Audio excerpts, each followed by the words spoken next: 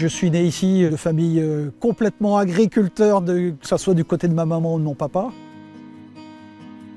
Ça a commencé avec mon grand-père en 1921. Sitôt le service militaire fini, je finissais en mars et j'étais exploitant agricole au mois de novembre. Il ne fallait pas traîner. Les premières années ont été très difficiles parce que sur des sols très pauvres. Je me suis aperçu vite fait que si on continuait dans l'agriculture de subsistance, j'allais pas pouvoir éduquer mes enfants comme je le souhaiterais. Alors si bien qu'après, on s'est mis à essayer de chercher des nouvelles technologies et il s'est avéré que l'irrigation commençait à pointer le bout de son nez. Alors on était à fond là-dedans et est venu l'avènement du maïs qui nous a sauvé la vie. Ça c'est la plante miracle qui était pour nous. Ça a été le sauveur, sinon j'aurais sans doute abandonné l'agriculture, faute de moyens, quoi. Je suis la 4e génération et mon fils aîné étant avec moi, la 5e génération est en place. Donc c'est vraiment le lieu où j'ai vécu pratiquement toute ma vie. Hormis la période scolaire et puis le passage étudiant, il se trouve que je suis passé par l'agro de Rennes. Et après l'agro, j'ai fait une spécialité génie rural et climatologie, donc plutôt la partie hydraulique et physique de l'agronomie. Je suis parti en coopération au Burkina Faso faire de l'hydrologie. Et puis en rentrant, j'ai recherché un poste d'ingénieur. Il se trouve que l'ITCF, qui est aujourd'hui Arvalis, cherchait un ingénieur pour s'occuper d'une plante qui m'est particulièrement chère, le maïs. Quoi qu'il en pense, il était toujours une classe ou deux en avance sur son âge. Et je me souviens quand il a commencé sa prépa à Rennes, à la première année, il dit je ne vais pas y arriver, je vais arrêter. Alors je pense que là j'ai été utile dans la mesure où il dit il faut que tu tiennes. Puis il a tenu. Il a tenu la preuve. Si j'avais fait des études d'agronomie, c'était pour remplacer mes parents à un moment ou à un autre. Et il se trouve qu'en 87, le plus proche voisin de mes parents partait en retraite. Et donc l'installation s'est faite assez rapidement, plus vite que prévu. Et j'ai été en société, en GAEC avec mes parents pendant 11 années. Ils sont partis en retraite en 1998. Le GAEC s'est transformé en SCEA avec une grosse activité porcine, des salariés. Et puis la SCEA se poursuit avec l'arrivée de Guillaume, mon fils aîné, en 2021. Donc une histoire qui se transmet de génération en génération. En gros, mes grands-parents ont lancé l'agriculture à l'échelle industrielle avec l'irrigation, les cultures, le maïs. Mon père a développé l'élevage de porcs, donc par un bâtiment d'engraissement à la fin des années 80. On a eu les truies en naissant engraisseurs en 96. Un agrandissement en 2007 avec la mise aux normes des truies en gestation en liberté. Maintenant, on commence plus à parler d'agroécologie, d'environnement, de problèmes de ressources, de bien-être animal. Ce que j'essaye d'apporter, c'est un peu ce côté-là. Donc, on vient de passer en label rouge sur l'élevage. Derrière nous, on a une fosse à lisier qui était avant à ciel ouvert et on les a couverts depuis peu de temps pour essayer de limiter les rejets d'ammoniac dans l'atmosphère. Et puis on voit aussi les trackers qui sont à côté pour essayer de faire un peu d'autoconsommation sur le plan de l'électricité. Et moi je suis très confiant sur la rentabilité du métier d'agriculteur dans le contexte actuel, avec un enjeu qui est celui de la grande variabilité des contextes et la grande imprévisibilité de ces contextes. Et pour moi, c'est ça vraiment l'enjeu qu'il faut prendre en compte, être capable de passer des points bas et de gérer les points hauts en termes de fiscalité, pas s'emballer dans des surinvestissements non plus. Et puis par contre, avec un défi de fond qui va construire l'agriculture et l'agroalimentaire pour les années futures, qui est celui du défi du climat, de la réduction du carbone, du meilleur usage de l'eau, du meilleur usage des intrants, et du bon usage aussi de la ressource homme.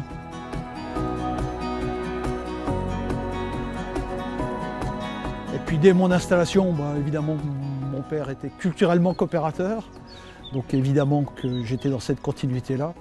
Tout seul, vous ne faites rien. Il a toujours fallu essayer de mutualiser nos petits moyens pour en faire des moyens un peu plus importants. Le but de la mutualisation, c'est ça, et ce sera toujours d'actualité, surtout avec tous les grands enjeux qu'il y a actuellement. Puis il se trouve que J'étais sur la coopérative, c'était la CADS, la coopérative agricole départementale de la Sarthe, qui était une des belles coopératives dans les années 80, qui était aussi organisée en section. Et l'administrateur qui habitait Vion, pas très loin de Sablé, partait en retraite, peu de temps après mon installation. Donc j'ai été poussé par les gars du coin pour le remplacer. Et puis on m'a poussé là aussi très rapidement à prendre des places assez significatives. J'ai dû être élu vice-président, alors je n'étais pas candidat en 1994, alors que j'étais en plein chantier de construction de maternité ici. Ma femme travaillait, des jeunes enfants, la reprise qu'il fallait assumer. J'étais 2 ans vice-président de la CADS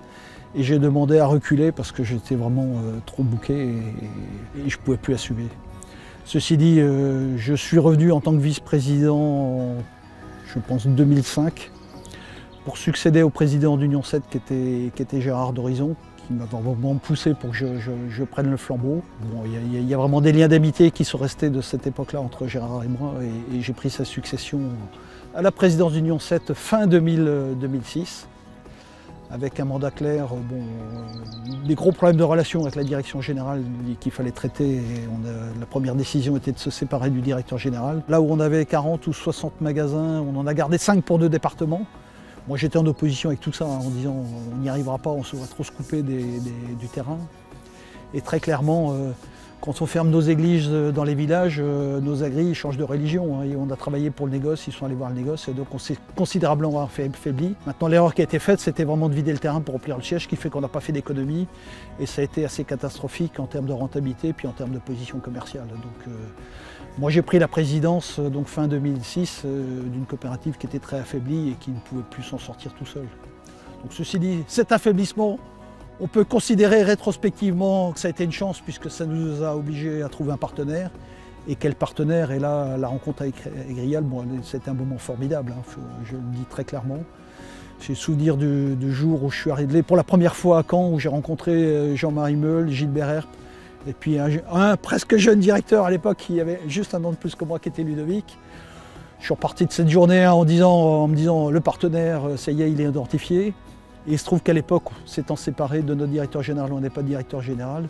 Je me suis dit aussi que j'avais sans doute trouvé le directeur général d'Union 7 en la personne de Ludovic, et chose qui s'est évidemment avérée, qui allait de soi et qu'on a formalisé, puisque Ludovic est devenu directeur général d'Union 7 en mai 2007, je crois. Donc dans le processus, on a été 2 ans en processus de rapprochement pour une fusion qui a été juridiquement et politiquement effective à l'AG 2009. Ma vraie école, ça a été ces 2 années passées avec Jean-Marie, Ludovic et Gilbert, où j'étais, bien que n'étant rien pour Agrial, puisque je n'étais pas administrateur, on faisait le travail à 4 et j'étais de toutes les décisions, et c'était vraiment un moment assez génial et assez formidable pour moi. Il est clair qu'une coopérative, ça ne peut marcher que s'il y a un binôme, et pas les politiques ou la direction générale, c'est les 2 ensemble. Donc pour moi, le maître mot de toute réussite coopérative, c'est la confiance entre l'opérationnel et le politique, et ce mot est central, quoi. Et je dois dire que de ce point de vue-là, Agrial est assez remarquable. On fonctionne avec Ludovic depuis plus de 15 ans maintenant. Il n'y a pas de grande interrogation autour de ce fonctionnement quotidien. Je dirais que quand cette confiance est là, on ne passe pas non plus des heures et des heures ensemble, ça se fait de manière très naturelle. Et je dirais que la taille de la coopérative, il compte peu dans tout ça, ça se fait simplement. Et puis bien évidemment, à cette grande période où Gilbert, dont on sait l'importance qu'il a eue et ce qu'Agrial lui doit, puis on sait hélas la situation personnelle dans laquelle il était, avec des soucis de santé vraiment très importants, et la volonté qu'il a eue de mettre en place un président délégué un an avant qu'il ne cède. C'était assez naturellement que je pouvais, bien qu'étant le dernier arrivé dans le dispositif et d'une COP qui n'était pas forcément très vaillante, je pense que assez naturellement je pouvais prétendre à cette fonction. Quand j'ai été élu président délégué, j'ai eu cette grande chance de réfléchir à la gouvernance, et là ça a été un moment vraiment intellectuellement très riche pour moi. Et avec Ludovic, on a réfléchi aux valeurs qui nous rassemblaient. Moi c'est vraiment, là aussi pour ceux qui nous succèdent, le conseil que je peux donner, c'est de passer suffisamment de temps au-delà de nos business plans, de nos activités en tant que telles, à réfléchir à notre stratégie, ce qui nous rassemble. Pour être plus fort, c'est une grande famille, Agrial, on est 12 000 adhérents, on est 22 000 salariés. Et si on veut tirer la pleine performance de tout ça, il faut qu'on soit d'accord sur ce qu'on veut faire, la manière dont on l'aborde, ce qui nous rassemble. chez Agrial, moi j'ai découvert vraiment un autre monde où on est vraiment au cœur du développement agricole et agroalimentaire et avec dans tout un univers financier, juridique que je ne connaissais pas. Et avec une approche très, très construite de l'ensemble des dossiers. La ligne de conduite par rapport à tout ça, c'est de rester autonome dans notre développement et les paysans que je représente, j'ai cet honneur et cette charge de représenter les 12 000 adhérents, d'être le garant du patrimoine et du pouvoir des agriculteurs dans le dispositif. Le développement, on doit se l'assumer par l'économie et par la rentabilité qu'on génère. Et pas aller chercher des capitaux au-delà de ceux que nous pourrions maîtriser pour assumer notre développement. Donc aujourd'hui, c'est un développement qui est complètement porté par la coopérative, et une coopérative qui est propriété à 100% des agriculteurs. Gilbert, mon prédécesseur, a été vraiment le créateur, le fondateur d'Agrial. Quand je dis fondateur, c'est aussi celui qui aura donné les fondations. Moi, j'aurais été un des grands bâtisseurs, indiscutablement. Quand je suis arrivé, il y avait un étage Agrial. On a rajouté aussi 2 étages, et l'étage transformation des viandes, qui, sans doute que si je n'avais pas été là avec le profil que j'ai de producteur de porc, je ne suis pas certain qu'Agrial aurait repris le flambeau de la transformation des viandes.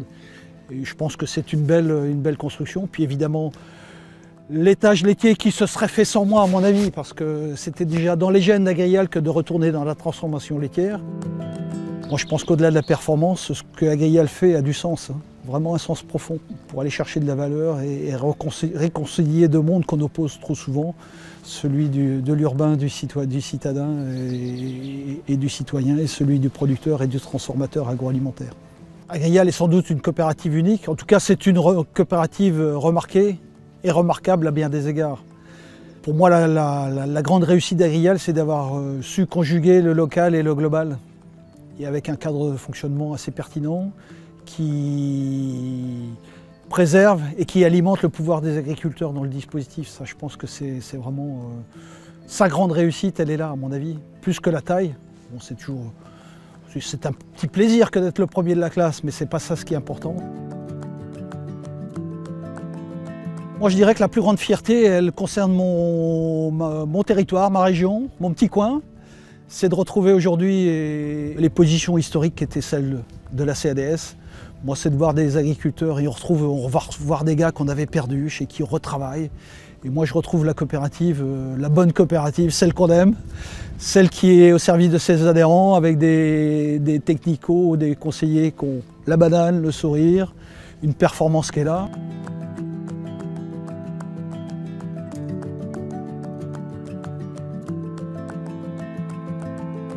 Pour moi, ça a été vraiment un parcours plein et sur toutes ces dimensions. Donc je suis très très reconnaissant à Agrial de m'avoir fait confiance pour ce parcours et de tout ce qu'Agrial m'a donné. Et puis avec le parcours, vous savez tous aujourd'hui, de petit administrateur d'une petite coopérative. Alors, je ne sais pas si je suis un grand président, mais je suis au moins président d'une grande coopérative. Et évidemment, rétrospectivement, je suis très heureux de ce parcours. Ouais. Je suis très heureux de ce parcours qui était un peu inattendu, mais très riche. Pour moi, les qualités pour être un bon président, c'est des qualités d'écoute, hein, parce que la maison Agrial est très grande, il faut avoir une oreille assez attentive et je dirais les grands messages, on les a tout de suite, mais il faut être très sensible aussi aux signaux faibles, hein, parce que c'est souvent ce qui fait la différence. Donc cette qualité d'écoute, et puis après, il faut digérer tout ça, quoi. Donc je ne suis pas d'un grand gabarit. Je n'ai pas forcément un estomac très conséquent, mais je pense qu'il faut aussi se préserver quelques temps de réflexion où on se pose. Il faut prendre le temps de s'aérer l'esprit. Et le conseil aussi que j'ai à donner à mes successeurs, c'est je pense que c'est important de maîtriser, de comprendre un peu ce qui se peut se dire dans une autre langue, voire de s'exprimer. Ce sur quoi j'étais très perfectible. Et puis pour finir, il faut des qualités de conviction, entraîner un conseil d'administration, entraîner des salariés, entraîner une équipe de direction. Donc il faut être assez sûr de son raisonnement pour que toute cette dynamique se mette en place. Mais je dirais que dans mon esprit, tout ça se fait assez naturellement. Et quand on est identifié pour prendre le job, c'est qu'on a intrinsèquement ces dispositions. Donc tout simplement, on devient président assez naturellement, président, tout naturellement. C'est difficile hein, de juger ses enfants. Hein, Je dirais qu'il a fait un beau parcours. On ne peut qu'en être fier. Moi qui ai toujours essayé d'être très discret, et lui s'est mis à la lumière par la force des choses. Autrement, je n'ai rien de spécial à dire. Je dirais que c'est un bon fils.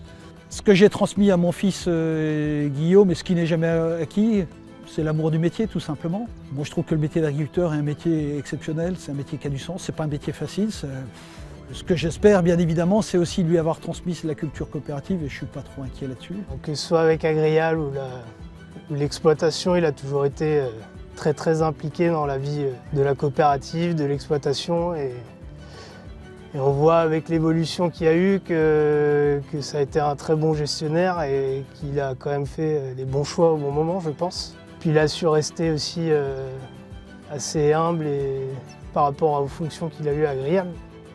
Et puis à la fois, en même temps, il m'a aussi laissé la main. Moi, quand je suis revenu, il m'a dit, en gros, le cochon, maintenant, c'est toi qui t'en occupes. C'est à toi de gérer les projets, de faire un peu ce que tu veux tout en discutant. Mais malgré les grandes responsabilités qu'il a eues, il s'est aussi laissé la place aux nouvelles générations et passer la main, quoi.